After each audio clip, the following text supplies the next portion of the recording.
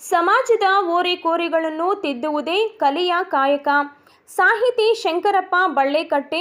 ಅಭಿಮತ ಪ್ರಸಕ್ತ ಯುವ ಜನಾಂಗ ಆಧುನಿಕತೆಯ ಧಾವಂತದ ಬದುಕಿನಲ್ಲಿ ಮಾನವೀಯ ಮೌಲ್ಯಗಳನ್ನು ಮರೆತು ಗಾಂಜಾ, ಅಫೀಮು, ಡ್ರಗ್ಸ್ನಂತಹ ಮಾದಕ ವ್ಯಸನಗಳಿಗೆ ಬಹಳ ಬೇಗ ಬಲಿಯಾಗುತ್ತಾ ಬದುಕುತ್ತಿದ್ದಾರೆ. ಇಂತಹ ಓರೆಕೋರೆಗಳನ್ನು ತಿದ್ದುವುದೇ ರಂಗಭೂಮಿಯ ಕಾಯಕ ಎಂದರು.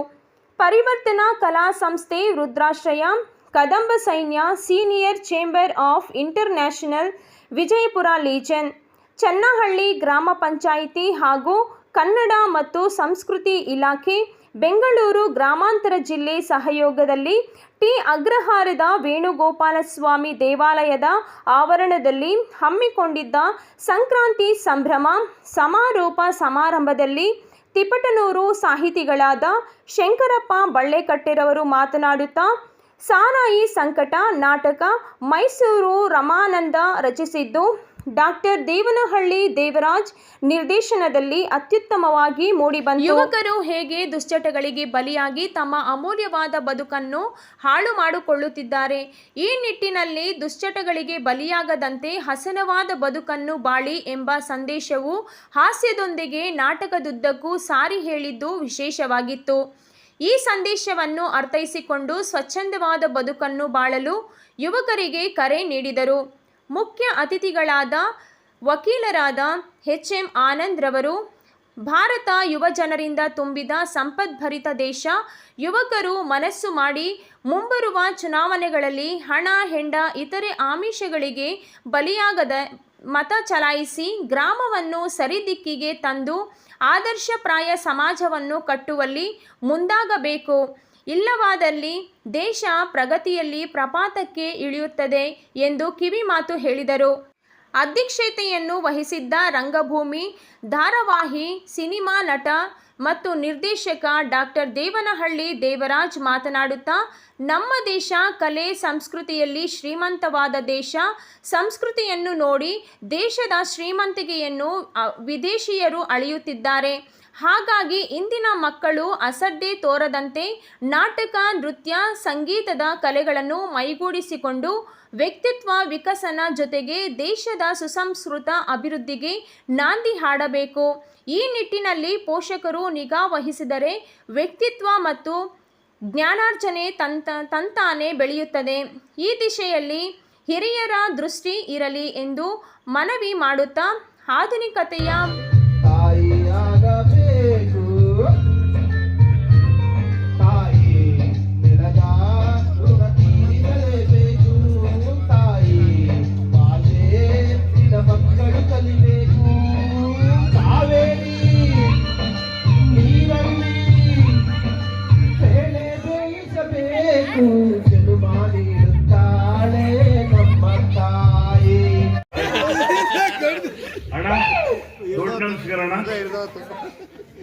ನಾವು ಈ ಸಂದರ್ಭದಲ್ಲಿ ನಾನೊಂದು ಮಾತು ಹೇಳಕ್ಕೆ ಇಷ್ಟಪಡ್ತೀನಿ. ಸಂವಿಧಾನಾತ್ಮಕ ಪ್ರಜಾಪ್ರಭುತ್ವ ರಾಷ್ಟ್ರದಲ್ಲಿ ಪ್ರಜೆಗಳೇ ಪ್ರಭುಗಳು. ನಾವೇ ಪ್ರತಿನಿಧಿಗಳನ್ನು ಆರಿಸಿ ತರೋರು. ನಾವು ಮುಖ್ಯ. ಅದಕ್ಕೆಲ್ಲ ಕಾರಣ ಏನು? ನಮ್ಮ ಮನಸ್ಸು. ಅಲ್ಲಿ ಒಳ್ಳೆ ವ್ಯಕ್ತಿ ಇದ್ರೆ ನಮ್ಗೆ ಯಾಕೆ ಮದ್ಯಪಾನ ಸಪ್ಲೈ ಆಗುತ್ತೆ? ಮೊದಲು ನಾವೆಲ್ಲ ದೇಶಾದ್ಯಂತ ನಾವು ಪ್ರಜೆಗಳು ರಾಷ್ಟ್ರವನ್ನ, ಕಾನೂನನ್ನ ನಾವು ನಮ್ಮ ಮನಸ್ಪೂರ್ವಕವಾಗಿ ನಿರ್ಧಾರ ಮಾಡಬೇಕು. ನಮಗೆ ಆ ಕುಡಿತ ಬಿಡೋದು ಅಸಾಧ್ಯವಲ್ಲ, ಬಿಟ್ಟೇ ಬಿಡಬೇಕು. ನಮ್ಮ ಜೀವನ, ನಮ್ಮ ಸಂಸಾರ, ನಮ್ಮ ಆರೋಗ್ಯ ಮುಖ್ಯ ಅಂತ ದಯಮಾಡಿ ನೀವೇ ಪ್ರಜೆಗಳೇ ಪ್ರಭುಗಳು. ದೇಶವೇ ನಮ್ಮದು. ಸರ್ಕಾರದಲ್ಲಿ ಯಾರಿದ್ದಾರೆ ನಮ್ಮ ಪರವಾಗಿ ಅವ್ರು ಕುಂತಿದ್ದಾರೆ. ಅದನ್ನು ಕೇಳೋ ಹಕ್ಕು ನಿಮಗಿದೆ. ದಯಮಾಡಿ ನೀವು ಹಾಕೋ ಒಂದೊಂದು ಓಟಿನ ಬೆಲೆ ನಿಮ್ಮ ಬೆವರು ಅಲ್ಲಿ ಕುಂತಿದೆ. ಸೆಂಟ್ರಲ್ ಸ್ಟೇಟಲ್ಲಿ ದಯಮಾಡಿ ನೀವು ಹೆಂಗೆ ಓಟ್ ಹಾಕಿ ಒಳ್ಳೆ ಪ್ರಜೆ ಆಡ್ತೀರಾ? ಓಟ್ ಹಾಕೋರು ಮೊದಲು ಒಳ್ಳೆಯವರಾಗಿ ಕುಡಿತವನ್ನ ಬಿಟ್ಟು ಸತ್ಪ್ರಜೆಗಳಾಗಿ ಬಾಳಿ ಸತ್ತು ನೆಮ್ಮದಿ. ಎಷ್ಟು ವರ್ಷ ಹೇಳ್ತೀವಿ? 60 ವರ್ಷ 70 ವರ್ಷ. ದಯಮಾಡಿ ಎಲ್ರೂ ಆರೋಗ್ಯವಂತ ಸುಖಿ ಕುಟುಂಬವನ್ನ ನಡೆಸಿ. ಎಲ್ಲರೂ ನೋಡಿ ನಿಮ್ಮ ಸರ್ಕಾರವನ್ನು ಹಾಕಿಕೊಳ್ಳಿ. ಮದ್ಯಪಾನ ಮುಕ್ತ ಸರ್ಕಾರವಾಗಲಿ. ಗ್ರಾಮಸ್ಥರಲ್ಲಿ ಒಂದು ವಿನಂತಿ. ಈ ಮರ, ಒಂದು ಗಿಡ, ಈ ಎಲೆ ಉದುರೋಗುತ್ತೆ, ದಯವಿಟ್ಟು ಮತ್ತೆ ಚಿಗುರುತ್ತೆ. ನೀವು ಉದುರೋದ್ರೆ ಚಿಗುರಲ್ಲ, ಹೊರಟೋತೀರಿ ಮಣ್ಣಕ್ಕ. ಈ ಮರ ಚಿಗುರುತ್ತೆ ಮತ್ತೆ ಚಿಗುರುತ್ತೆ, ನೀವು ಒಣಗೋದ್ರೆ ಒಣಗೋತೀರಿ. ವಿದ್ಯಾದಲ್ಲಿರ್ಬೋದು, ಒಂದು ಯಾವುದೇ ಒಂದರಲ್ಲಿರ್ಬೋದು, ಒಣಗೋದ್ರೆ ಒಣಗೋತೀರಿ. ನಮ್ಮ ದೇವನಹಳ್ಳಿ ದೇವರಾಜ್ ಅವರು ಯಾವತ್ತೂ ಒಣಗೋಗಲ್ಲ ಅಂತ ಹೇಳ್ಬಿಟ್ಟು ನಾನು 2 ಮಾತುಗಳನ್ನ ಮಾತಾಡಕ ಇಷ್ಟಪಡ್ತೀನಿ. ನಮ್ಮೂರು ಗ್ರಾಮಸ್ಥರಲ್ಲಿ ದಯವಿಟ್ಟು ಅವರು ಏನೋ ಒಂದು ಕಾರ್ಯಕ್ರಮದಲ್ಲಿ ಒಂದು ಮಕ್ಕಳಿಗೋ ವೃದ್ಧರಿಗೋ ಒಂದು ಕಲ್ಕೊಂಡಂತರ್ಕೋ ಏನೋ ಒಂದು ಕಲಾಕೃತಿ ತತ್ತವ್ರೆ ಅದನ್ನ ದಯವಿಟ್ಟು ನಮಗೆ ವೇದಿಕೆಯನ್ನ ಕಲ್ಪಿಸಿಕೊಟ್ಟಂತಹ ದೇವರಾಜ್ ಸರ್ ಅವರಿಗೆ ತುಂಬು ಹೃದಯದ ಅಭಿನಂದನೆಗಳನ್ನ ಸಲ್ಲಿಸ್ತಿದ್ದೀನಿ. ನಮ್ಮ ದೇವನಹಳ್ಳಿ ದೇವರಾಜ್ ಸರ್ ಅವರಿಗೆ ಧನ್ಯವಾದಗಳನ್ನ ಅರ್ಪಿಸ್ತೀವಿ. ಯಾಕಂದ್ರೆ ವೇದಿಕೆಯನ್ನ ಕಲ್ಪಿಸಿಕೊಟ್ಟಂತಹ ಮಹಾನ್ ಭಾವ ಇವರು ನಮ್ಮ ಭಾಗಕ್ಕೆ ದೇವರಾಗಿದ್ದಾರೆ. ಇವತ್ತು ಮೂಲತಃ ನಡೆದಾಡೋ ದೇವರು ನಮ್ಗೆ ಸಿಗೋದಿಲ್ಲ. ನಡೆದಾಡೋ ದೇವರು ಅಂದ್ರೆ ನಮ್ಮ ಗುರುಗಳು. ನಮ್ಮ ಗುರುಗಳಿಗೆ ನಾವು ನಮಸ್ಕಾರ ಮಾಡ್ಲೇಬೇಕು. ಇವ್ರು ಇಲ್ದಿದ್ರೆ ನಾವಿಲ್ಲ, ನೀವೆಲ್ಲರೂ ಇಲ್ದೆ ಹೋದ್ರು ನಾವಿಲ್ಲ. ನೀವೆಲ್ಲರೂ ಬಂದಿದ್ರಲ್ಲ, ಅದಕ್ಕಿಂತ ಸಂತೋಷ ಇನ್ನೇನಿದೆ ಹೇಳಿ. ನೀವು ಪ್ರತಿಯೊಬ್ಬರಿಗೂ ನೀವೇ ಒಂದೊಂದು ಚಪ್ಪಾಳೆ ಹೊಡ್ಕೊಂಡ್ಬಿಡ್ರಿ. ಜೈ ವರ್ಷ ಮೇಡಮ್, ಜೈ. ನಮ್ಮ ಅನೇಕ ಕಲಾವಿದರಿಗೂ ಇವತ್ತು ಅನ್ನ ಕೊಡ್ತಾರೆ ಅಂದ್ರೆ ನಮ್ಮ ದೇವರಾಜ್ ಸರ್ ಅವರು.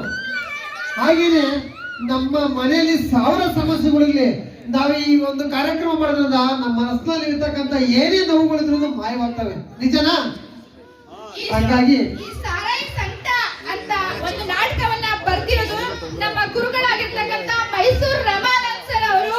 ಸಾರಾಯಿ ಸಂಕಟ ಅನ್ನೋ ನಾಟಕವನ್ನ ಬರೆದು ಡೈರೆಕ್ಷನ್ ಮಾಡಿದ್ದಾರೆ, ಪುಸ್ತಕಗಳನ್ನೆಲ್ಲ ಬಿಡುಗಡೆ ಮಾಡಿದ್ದಾರೆ. ಅವರು ನಮ್ಮ ಗುರುಗಳು.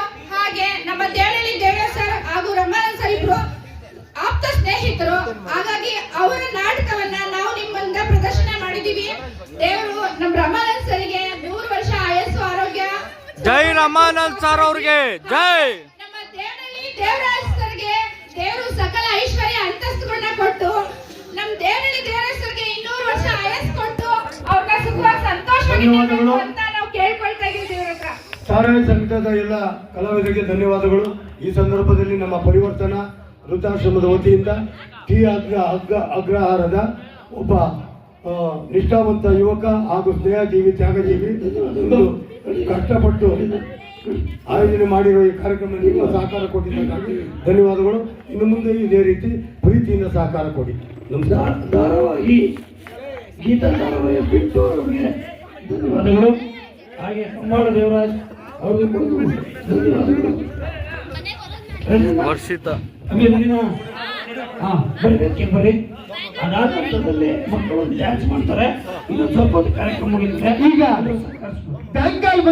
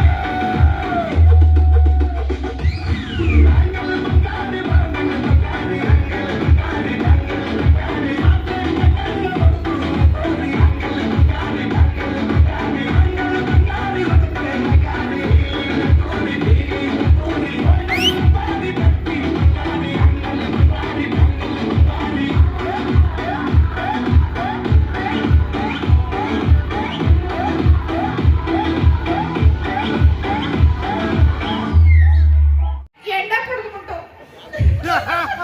ಹೀರೋ ಬ್ರಹ್ಮನಿಗೆ ಫೋನ್ ಮಾಡ್ತೀನಿ.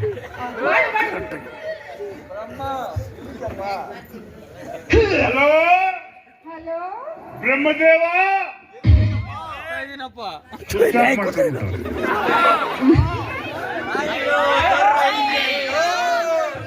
ಫೋನ್ ಮಾಡ್ದೇನ? ಏಯ್ ಏ ಬ್ರಹ್ಮ, ಬ್ರಹ್ಮ ಬಡ್ಡಿ ಮಗನೇ, ಏ ಬ್ರಹ್ಮ,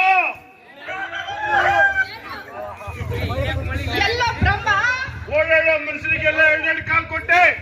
ಕೊಡು ಕೊಡು, ನಿನ್ ಮನ್ಕಾಯಿ ಹೋಗ ಕೊಡು. ಓಡಾಡೋ ಜನಗಳಿಗೆಲ್ಲ ಎರಡೆರಡು ಕಾಲ್ ಕೊಟ್ಟೆ. ನನ್ನಂತ ಕುಡುಕರಿಗೆ 4 ಕಾಳು ಕೊಳಕ್ಕೆ ಏನೋ ದಾಡಿ ನನ್ನ ಮಗನೇ. ದೇವ್ರಿಗೆ ಬೈತಿದ್ಯಲ್ಲೋ. ಏ ಬ್ರಹ್ಮ, ಸೃಷ್ಟಿಕರ್ತ ಕಣ. ಸೃಷ್ಟಿಕರ್ತ ಕೊಟ್ಟು ಹಾ. ಕುಡುಕರಿಗೆಲ್ಲ 4 ಕಾಲು ಕೊಟ್ಟರೆ ಅದರಿಂದ ಏನು ಅನುಕೂಲ ಆಗುತ್ತೆ ಅಂತ ಕೇಳು. 4 ಕಾಲ್ ಕೊಟ್ರೆ ಏನ್ ಅನುಕೂಲ ಆಗುತ್ತೆ ಹೇಳು. ನಾವು ಕೊಚ್ಚಲು ಕೊಚ್ಚಲು, ಮೂರಿಲು ಬೀಳುವಂತ ಸಮಯದಲ್ಲಿ ಬೀಳುವಂತಹ ಸಮಯದಲ್ಲಿ 4 ಕಾಲಿಗೆ ಟೇಕ್ ಹಾಕಿ ತಗೊಂಡ್ಬಿಡ್ಬೋದು. ಎಂತ ಬುದ್ಧಿವಂತನ ನೀನು. ಏ ಈ ಪ್ರಪಂಚದಲ್ಲೇ ಇಲ್ಲ ಕಣ ನಿನ್ನಂತ ಬುದ್ಧಿವಂತ. ಬ್ರಹ್ಮ, ಹ. ಗೋಳಲ್ಲಿ ಕಾಣಿಸ್ತದೆ ಬ್ರಹ್ಮ. ಕಾಣಿಸ್ತಾನೆ ಇಲ್ಲ ಕಣ.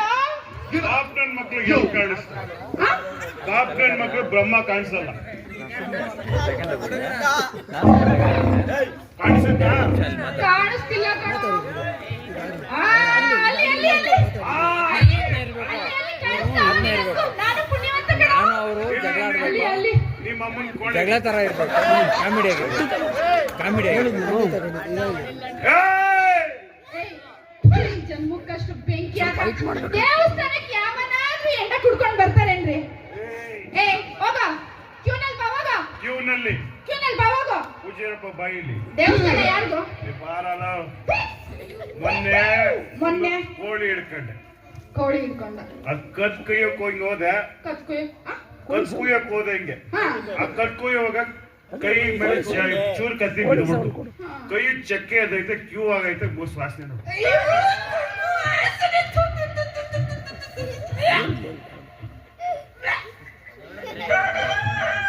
ಏನೋ ಇಷ್ಟು ಕಪ್ಪು ನಾಡ್ತಾ ಇದೆಯಲ್ಲ. ಎದ್ದವ್ರನ್ನೆಲ್ಲ ಕರ್ಸ್ಕೊಂತೀನಿ, 2 ನಿಮಿಷ ನಾನು ಬ್ಯಾಕ್ ಬಿಡು. ಏನ್ ಮತ್ತೆ ಇನ್ನೇನು ಹೇಳೋದು? ಕರೆಕ್ಟ್. ಕರೆಕ್ಟ್, ನೀನ್ ಹೇಳೋದು ಕರೆಕ್ಟ್. ದೇವಸ್ಥಾನಕ್ಕೆ ಯಾರಾದ್ರು ಕ್ಯೂ ಅಲ್ಲಿ ಬರ್ತಾರಮ್ಮ? ಲೈನಲ್ಲಿ ಯಾರು ಬರಲ್ಲ, ಟಿಕೆಟ್ ಐತೆ. ಲೈನ್ ಒಳಕ್ಕೆ ಬರ್ತಾರೆ. ಇನ್ನೊಂದು ಸತ್ಯ ಹೇಳ್ಬಿಟ್ಟ. ಹೌದು. ದೇವಸ್ಥಾನಕ್ಕೆ ಯಾರಾದ್ರೂ ಲೈನ್ ಹೊಡೆಯಕ್ ಬರ್ತಾರ? ಮನೆಯಲ್ಲೆಲ್ಲ ಮಾಡೋದೇ ಅದಮ್ಮ. ಈ ವಿಷಯ ನಮಗ್ ಗೊತ್ತೇ ಇರ್ಲಿಲ್ಲ. ಲೋ, ತೆಂಗಿನಕಾಯಿ ಹೊಡ್ಕೊಂಡ್ ಹೋಗು. ತೆಂಗಿನಕಾಯಿ ತಂದು ಏನ್ ತಂದಿದ್ಯಾ ನೋಡನ್ ಕೊಡಿಲಿ. ಏ ಪೂಜಾರಪ್ಪ ಬಾಯಿ, ನಿನ್ ಈ ವಿಚಾರನೇ ಗೊತ್ತಿಲ್ಲ. ಇದನ್ನ ಆಮೇಲೆ ಕಳಿಸು. ತೆಂಗಿನಕಾಯಿ ಹೊಡ್ಕೊಂಡ್ ಹೋಗು. ಅಲ್ಲಿ ಶೆಟ್ರು ಅಂಗಡಿ ಮಡಗಿದ್ದಾರ ಮಡಗಿದಾನೆ ಶೆಟ್ರಿಗೆ ತಿರ್ಕೊಂಡಿದ್ದು ತಿರ್ಕೊಂಡಿದ್ನ ಅವಾಗ ಹೊಡ್ಕೊಂಬಂದ್ ಕಾಯಿ ಇದು ತೆಂಗಿನಕಾಯಿ ಕದ್ಕೊಂಡ್ ಬಂದ್ಬಿಟ್ಟವನಲ್ಲ. ಹೊಡ್ಕೊಂಡ್ ಹೋಗು ಇಲ್ಲಿ ತೆಂಗಿನಕಾಯಿನ ಅಂದ್ರೆ ನೀನ್ ಕೇಳಿದ್ದೇನೋ ಕಾಯಿ ಹೊಡ್ಕೊಂಬ ಅಂದ್ರೆ ಹೊಡ್ಕೊಂಬಂದ್ಬಿಟ್ಟೆ. ನನ್ ತೆಂಗಿನಕಾಯಿನ 2 ಹೋಳು ಮಾಡ್ಕೊಂಡ್ ಬಾ ಅಂತ ಹೇಳ್ದೆ. ಕದ್ಕೊಂಡ್ ಬಾ ಅಂತ ಹೇಳ್ತೇನೋ ನಿನಗೆ. ಅಪ್ರಯೋಜಕ. ಪೂಜಾರಪ್ಪ ಏನೋ ಮೊನ್ನೆ ಕೆಮ್ಮು ಅಂತ ಇದ್ದೆ. ಹೌದು ಕಣೋ. ಶೀತ ಜಾಸ್ತಿ ಆಗ್ಬಿಟ್ಟೈತೆ ಕಣೋ. ದೇನಹಳ್ಳಿಲಿ ಚಳಿ ಜಾಸ್ತಿ ಆಗ್ಬಿಟ್ಟು ನಿನಗೆ ಕಪ ಆಗೋಗ್ಬಿಟ್ಟದೆ. ಕಫ ಕಟ್ಕೊಂಡ್ಬಿಟ್ಟಿದ್ ಕಣೋ. ಮಾತಾಡಕ್ಕೆ ಆಗ್ತಿಲ್ಲ. ನೈಂಟಿ ಹಾಕು ನನ್ ಮಗಂದು. ಏನ್ ಮಾತಾಡ್ತಾವ್ನೇನೋ? 90 ಹಾಕು. ಪೂಜಾರಪ್ಪ ಕಣೋ, ಅರ್ಚಕ ಕಣೋ. ಪೂಜಾರಪ್ಪ ನೀನು ತಗೊಳ್ಳೋದು ಬೊಲ್ಲನ್ ಮಗ ನೀನು. ಈ 90 ಹಾಕು. ನಿನ್ ಕೆಮ್ಮು ಅಡ್ರೆಸ್ ಗಿಲ್ದಾಗ ಓಡೋಗ್ಬಿಡ್ತದೆ. ಈ ಕಡೆ ಬರೋ. ಯಾಕೆ ಕೇಳು, ಫಸ್ಟ್ ಮೆಡಿಸಿನ್ ವಿಚಾರ ಕೇಳಿಸ್ಕೊ. ಇದು ನಮ್ಮ ಮೆಡಿಸಿನ್, ಕೇಳ್ಕೊ. ನೋಡು, ನಾನು ಇದು ಹಾಕಕ್ ಶುರು ಮಾಡ್ದಾಗಿಂದ ಮನೆ ಮಟ್ಟನೇ ಹೊರಟೋಯ್ತು. ಈ ಕೆಮ್ಮು ಹೋಗಲ್ವಾ? ಎಂಥ ಮನೆ ಹಾಳ್ ನನ್ ಮಗ ನೀನು. ಮನೆ ಎಲ್ಲ ಹಾಳು ಮಾಡ್ಕೊಂಡು, ಊರೆಲ್ಲ ನಾಶ ಮಾಡ್ಕೊಂಡು, ಇರುಬರ ಆಸ್ತಿ ಎಲ್ಲ ಮಾರ್ಕೊಂಡು ಕುಡ್ಕೊಂಡು ಬಂದವನೆ ಅಲ್ವೇನಾ? ಬಿಲ್ಡಿಂಗ್ ಎಲ್ಲ ಮಾರ್ಕೊಂಡು ಕುಡ್ಕೊಂಡು ಬಂದವನೆ. ಉಪ್ಪಿನಕಾಯಿ ಇಲ್ಲ. ಯಾರನ್ನ ಉಪ್ಪಿನಕಾಯಿ ಬೇರೆ ಕೇಳಿ ನಿನ್ಗೆ. ಉಪ್ಪಿನಕಾಯಿ ದಡ್ಡ ಈ ಕಡೆ ಬರೋ. ಇನ್ನೊಂದ್ ಸ್ವಲ್ಪ ಹೊತ್ತಿದ್ರೆ ನಿಮ್ಮ ಲಾರಿನೇ ಹೊರಟೋಗ್ಬಿಟ್ಟಿರೋದು ಕಣೋ. ಏನೋ ಪೂಜಾರಿ, ಲಾರಿ ಕರೆಕ್ಟ್ ಆಗಿ ಕೇಳಿಸ್ಕೊಳ್ಳಿಪ್ಪ. ನೋಡಿ, ಇಲ್ಲಿ ನೋಡಿ, ಇಲ್ಲಿ ದೇವನಹಳ್ಳಿ ಹತ್ರ ಏರ್ಪೋರ್ಟ್ ಆಗಿತ್ತು ಅಲ್ಲಮ್ಮ, ಅಲ್ಲಿ ಏರ್ಪ್ಲೇನ್ ಹೋಗುತ್ತಾ ಇಲ್ವಾ? ಮತ್ತೆ ಆ ಏರೋಪ್ಲೇನ್ ಎಷ್ಟು ಬೆಲೆ? 1 ಕೋಟಿ ಮೇಲೆ ಇರ್ಬೋದು. ಅಣ್ಣ ಕಣಣ್ಣ, ಅಣ್ಣ ಹೂನಣ್ಣ, ಏರ್ಪ್ಲೇನ್ ಎಷ್ಟಣ್ಣ ಬೆಲೆ? ಕೋಟ್ಯಾಂತರ ರೂಪಾಯಿಗಳು ಕಣೋ. ಹೌದಲ್ವಾ? ಹೆಲಿಕಾಪ್ಟರ್ಗೆ ಎಷ್ಟು ಬೆಲೆ? ಕೋಟ್ಯಾಂತರ ರೂಪಾಯಿ